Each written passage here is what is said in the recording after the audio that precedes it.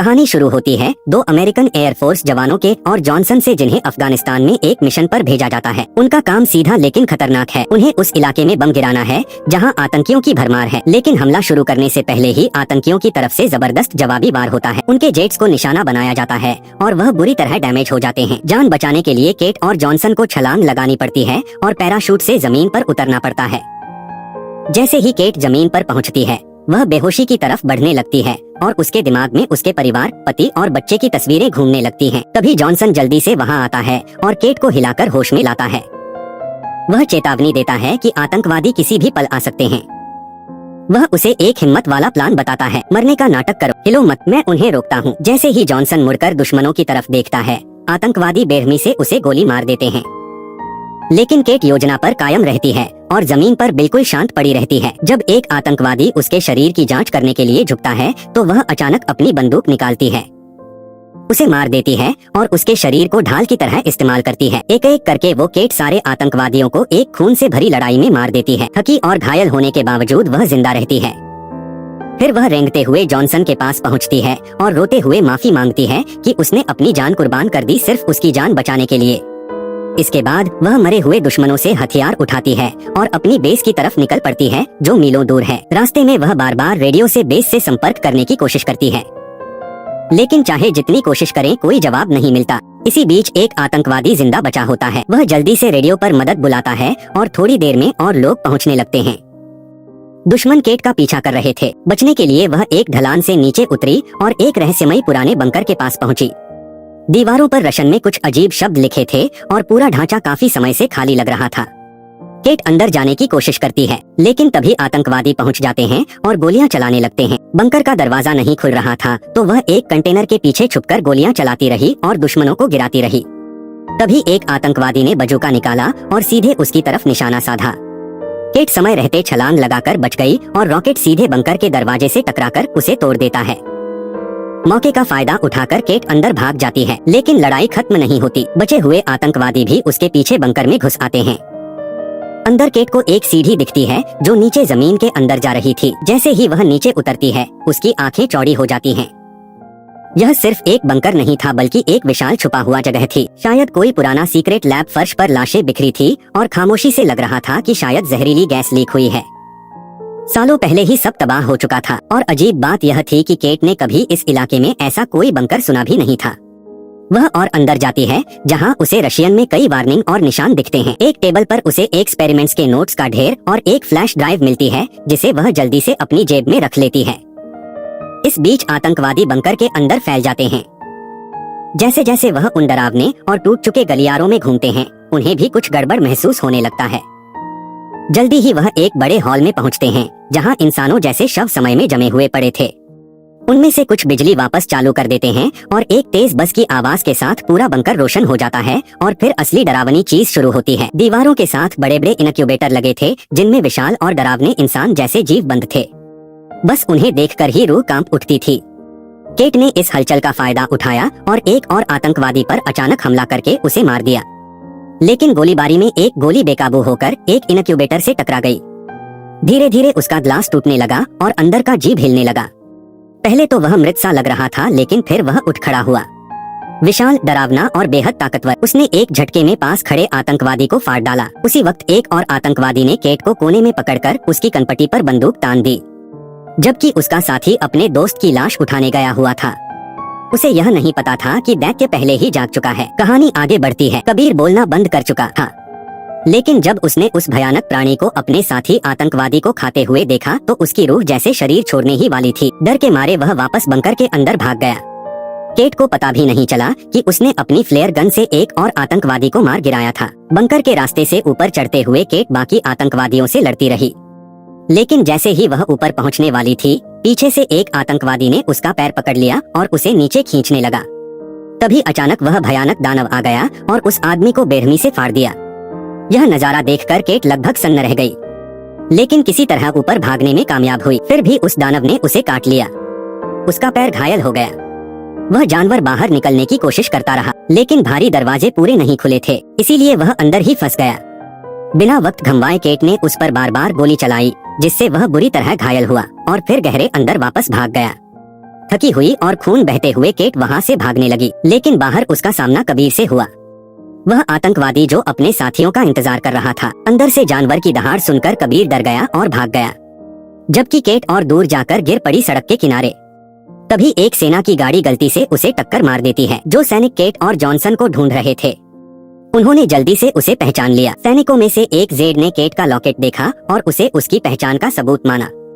एक और सैनिक स्नेयर ने उसे पानी दिया और फिर उसे बेस पर वापस ले गया। अगले दिन बेस पर केट ने कमांडिंग ऑफिसर फिंच को बंकर और उस प्राणी के बारे में सब कुछ बताया, लेकिन ना तो फिंच और ना ही स्नेयर उसकी बात मानते हैं। इसके बजाय फिंच उस पेन ड्राइव को जब्त कर लेता है जो उसे बंकर में मिली थी। गुस्से में केट बाहर आ गई। बाहर जेड और केट उस लॉकेट को लेकर बहस कर रहे थे जो जेड ने ले लिया था। तभी स्नेयर बीच में आया और उसने यह सुनिश्चित किया कि लॉकेट वापस केट को मिल जाए। इसी दौरान फिंच ने अपने सीनियर अधिकारियों को पूरी स्थिति की खबर दी। बाद में वह अकेले बैठा एक पुराना खत देख रहा था जिसे वह सालों से अपने पास रखे हुए था। वह खत एक दर्दनाक याद थी जिसकी वजह से उसका बड़ा पद चला गया था।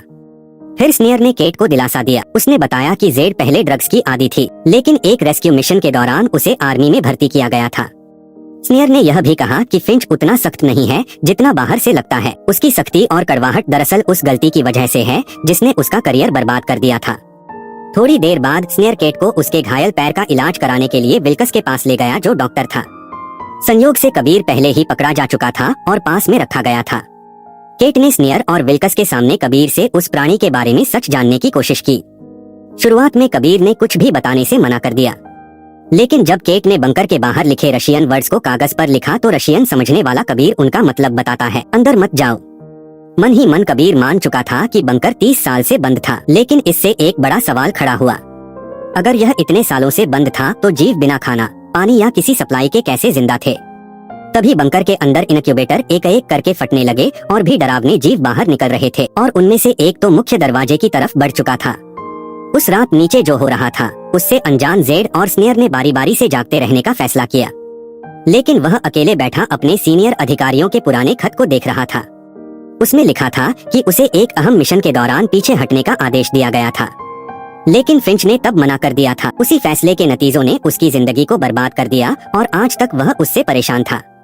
अब फिंच फिर से बंकर लौटने की बात कर रहा था। उसके सीनियर उस पर दबाव डाल रहे थे कि पेन ड्राइव जल्दी से जल्दी सुरक्षित कर लो, लेकिन फिंच बिना उस जगह का सच जाने पेन ड्राइव सौंपने से इनकार कर रहा था। और जब उसके सीनियर ने आखिरकार उसे बताया कि पेन ड्राइव में क्या है तो उसका चेहरा पीला पड़ गया। इस बीच विल्कस और केट अभी भी कबीर से बात कर रहे थे। कबीर ने माना कि वह आतंकवादियों के साथ था, लेकिन उसने कहा कि उसने कभी गोली नहीं चलाई। वह सिर्फ उनका ड्राइवर था जिसे मजबूर किया गया था ताकि उसका परिवार सुरक्षित रहे। बात करते करते बाहर सैनिकों ने वहीं अजीब जीवों की आवाजें सुननी शुरू कर दी।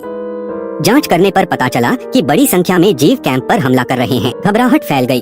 स्नेयर तुरंत फिंच को चेताने भागा और फिंच ने तुरंत फोन करके और सैनिक बुलाने की कोशिश की, लेकिन तभी एक जीव उसके टेंट में घुस आया और उस पर हमला कर दिया। फिंच ने पिस्तौल से लड़कर उसे मार गिराया। बाहर के स्नेयर और बाकी लोग डर से कांप रहे थे। जीव सैनिकों को बेरहमी से मार रहे थे और गोलियां उन्हें रोक नहीं पा रही थी। कई सैनिक मारे गए। विल्कस ने केट से कहा कि वह कबीर पर नजर रखे और खुद दूसरों की मदद के लिए भाग गया। तभी वह जीव टेंट में घुसा और केट को गर्दन से पकड़ लिया। जीव अपनी जीभ लेकर केट को मारने ही वाला था। तभी कबीर ने एक सर्जिकल टूल पकड़ लिया और उस जीव की जीभ काट दी। फिर उसने उस पर हमला जारी रखा जब तक कि वह मर नहीं गया। केट ने पिस्तल उठाई और कबीर के साथ बाकी सैनिकों के पास वापस चली गई। एक घबराया हुआ सैनिक कबीर को पकड़ने लगा, सोचते हुए कि वह भागने की कोशिश कर रहा है, लेकिन स्नेयर बीच में आ गया और दोनों को वापस ग्रुप में ले आया। इसके बाद स्नेयर और विल्कस फिंच के टेंट की तरफ बढ़े ताकि उसे बाहर निकाल सके। वहाँ फिर से एक जीव ने हमला किया, लेकिन इस बार गुस्से में फिंच ने बेसबॉल पैड से उसकी खोपड़ी पर बार बार वार किया और उसे मार डाला। फिंच खुद घायल हो गया था तो विल्कस और स्नेयर की मदद से बाहर आया। तब तक ब्राह्महेड और बाकी लोग एक शिपिंग कंटेनर ढूंढ चुके थे जहां वे रात बिताने के लिए छिप सकते थे। चाबी न होने की वजह से ब्राह्मण ताला तोड़ने की कोशिश कर रहा था कि तभी स्नेह और विल्कस वहां पहुंचे और एक जीव ने उन पर अचानक हमला कर दिया। बाकी लोग मदद के लिए दौड़े और केट ने एक कुल्हाड़ी पकड़कर उस राक्षस के सिर पर वार किए जब तक कि वह मर नहीं गया। आखिरकार सबको यह समझ आ गया कि इन जीवों की कमजोरी उनका सिर है। जैसे जैसे और दानव पास आते गए सब लोग कंटेनर में घुस गए। उन्होंने दरवाजा जोर से बंद किया, ताला लगाया और पूरी रात वहीं छुपे रहे। कुछ लोग घबराए हुए थे क्योंकि कबीर भी उनके साथ था, लेकिन केट अब उस पर भरोसा कर चुकी थी। उसने उसकी जान बचाई थी। कबीर ने उन्हें अपने गांव के बारे में बताया। वह यहीं पास पैदा हुआ था। आसमान से एक बड़ा पत्थर मीटियर गिरने के बाद रशियंस ने इलाके पर कब्जा कर लिया और गांव वालों के साथ बर्बरता से पेश आने लगे। धीरे धीरे अफगान लड़ाकों को हथियार मिले। उन्होंने लड़ाई की और गांव को आजाद करा लिया। उस लड़ाई में कई रशियंस मारे गए, लेकिन थोड़ी ही देर बाद लोग गायब होने लगे। आधे शव कभी नहीं मिले और जो मिले उनकी हालत बहुत डरावनी थी। कबीर के पिता ने उसे एक खंजर दिया और 46 लोगों की एक शिकार टोली के साथ उस जानवर का पीछा करने निकले, लेकिन वह सब कभी वापस नहीं लौटे। सुबह होते ही सब लोग धीरे से बाहर निकले। उन्होंने देखा कि रात में जानवर आए थे। वो अपने गिरे हुए साथियों और मरे हुए सैनिकों के शव भी ले गए थे। बस किस्मत से एक जानवर का शव वहीं पड़ा रह गया था। ध्यान से देखने पर उन्हें पता चला कि उस जीव के दांत शार्क जैसे थे, लेकिन उसके शरीर में इंसानी अंग थे। यह देखकर कोई भी समझ नहीं पा रहा था कि यह आखिर क्या है। उसी वक्त पास में बैठे घायल फिंच ने सबसे पहले केट से माफी मांगी कि उसने पहले उस पर भरोसा नहीं किया। फिर उसने चौंकाने वाला सच बताया। कई साल पहले जो कहा जाता था कि इस गांव में एक मीटियर गिरा था, असल में वह मीटियर नहीं था, वह एक स्पेसशिप थी जो धरती पर क्रैश हो गई थी। इसीलिए सोवियत यूनियन ने इस इलाके पर हमला किया। उन्होंने बहाना बनाया कि कोई घुसपैठ कर रहा है, लेकिन उनका असली मकसद था स्पेसशिप पर कब्जा करना और उसमें मौजूद एलियन पर रिसर्च करना। जो जीव उनके सामने पड़ा था वह भी एक एक्सपेरिमेंट का नतीजा था। उसकी डीएनए को इंसानी डीएनए के साथ मिलाकर यह हाइब्रिड बनाया गया था। यह सुनकर सब हैरान रह गए, लेकिन इससे पहले कि वह समझ पाते मरा हुआ एलियन अचानक उठ खड़ा हुआ और उन पर हमला करने लगा। असल में वह बिल्कुल भी मरा नहीं था। कबीर ने तुरंत मदद करने की कोशिश की, लेकिन उसके हाथ बंधे होने की वजह से वह ठीक से लड़ नहीं पाया। वह जीव सबको दबाने लगा, लेकिन किसी तरह उन्होंने मिलकर उसे रोक लिया। फिर फिंच ने खतरा समझते हुए ग्रेनेड की पिन निकाली और खुद को उस एलियन पर फेंक दिया। धमाके में वह एलियन मर गया, लेकिन फिंच की भी जान चली गई। उसकी मौत से सब टूट गए, लेकिन स्नेयर ने भरोसा दिखाते हुए कबीर को आजाद कर दिया। आखिरकार कबीर ने केट को बचाने के लिए अपनी जान दांव पर लगाई थी, जिससे सबका उस पर भरोसा वापस आ गया। अब इतने सारे सैनिकों के मारे जाने के बाद सबने फैसला किया कि इन जीवों को और जिंदा नहीं रहने देंगे। उन्होंने कसम खाई कि इन्हें खत्म करेंगे और अपने शहीद हुए साथियों का बदला लेंगे। कबीर अपनी खंजर तेज कर रहा था, तभी केट ने चुपचाप अपनी सच्चाई बताई। वह बेताबी से अपने बेटे के पास वापस जाना चाहती थी, जो उसके पति की मौत के बाद शहर में अकेला था। इसी वजह से उसका लॉकेट उसके लिए बहुत मायने रखता था।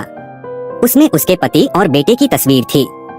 इस गहरे बोझ के साथ सबने बंकर को हमेशा के लिए तबाह करने के लिए अपनी आखिरी मिशन की तैयारी शुरू की। साथ में केट, कबीर और बाकी सैनिक बंकर तक पहुँचे और अंदर बम गिरा दिया।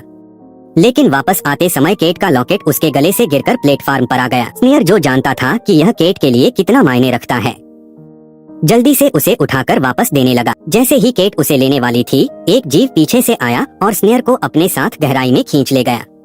सबको लगा कि स्नेयर मर चुका है। वह सब बाहर इकट्ठा हुए और बंकर उड़ाने की तैयारी करने लगे। तभी रेडियो से स्नेयर की आवाज आई। वह अभी भी जिंदा था। यह सुनकर केट ने टीम को रोका और एक बड़ा फैसला लिया। चाहे कुछ भी हो, वह स्नेयर को बचाने वापस जाएगी। स्नेयर ने खुद कहा था कि उन्हें उसे छोड़कर जाना चाहिए, लेकिन केट ने साफ मना कर दिया और सबको याद दिलाया कि स्नेयर ने उनके लिए कितना कुछ किया है। आखिरकार बाकी लोग मान गए। विल्कस ऊपर जमीन पर रहा और ट्रक से लिफ्ट कंट्रोल करने लगा, जबकि केट, कबीर और बाकी लोग बंकर के अंदर उतर गए। थोड़ी ही देर बाद बिलिस को हाई कमांड से संदेश मिला। एक एयर स्ट्राइक सिर्फ 20 मिनट में बंकर पर होने वाला था। अगर जीव बाहर निकल गए तो पूरी दुनिया खतरे में पड़ सकती थी। विल्कस ने यह जरूरी खबर नीचे टीम तक पहुंचाई। अब उनके पास सिर्फ 20 मिनट थे स्नेयर को बचाने और खुद को बाहर निकालने के लिए। इस बीच स्नेयर अपनी जान बचाने की जंग लड़ रहा था।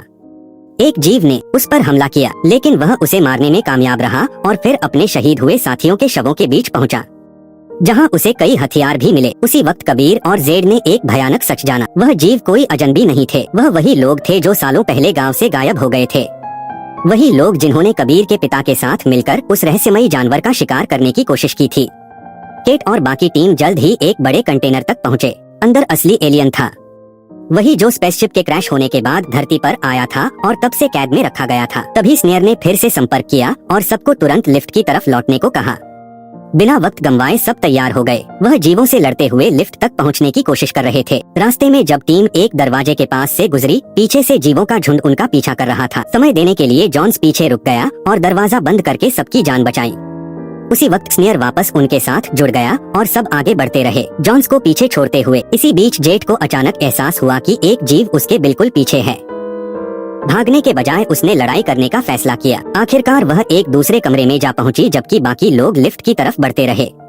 बाहर कई आतंकवादी पहले ही पहुंच चुके थे और बिल्किस पर हमला कर चुके थे, लेकिन बिल्किस ने अकेले ही पूरी ताकत से उनका सामना किया।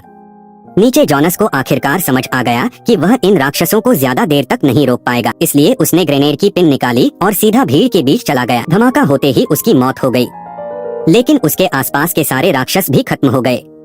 उसी वक्त स्नेयर बाकी लोगों को सुरक्षित लिफ्ट तक ले जाने में कामयाब रहा, लेकिन वह अभी भी लगातार जीवों के हमले का सामना कर रहे थे।